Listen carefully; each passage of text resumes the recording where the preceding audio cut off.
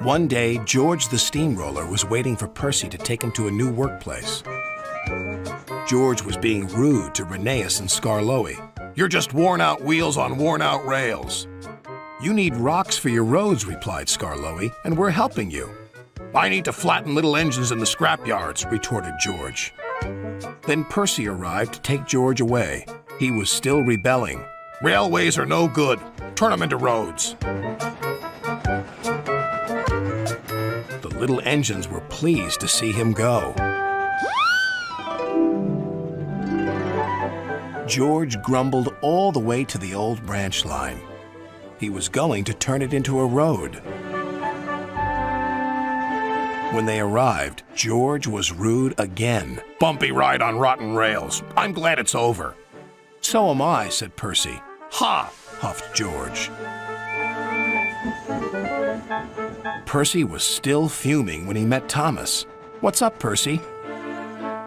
"It's George. He makes me feel down." "Just ignore him," puffed Thomas. George was now enjoying himself. "Ripping up rails," he chortled. "What a life!" "What do you think of this, Thomas?" Thomas took no notice. George felt insulted. "You're a useless blue puffball." But Thomas didn't hear. "I'll show him who's boss." At last, the workmen reached the level crossing. "What shall we do here?" "Tear it up, tarmac it," said George.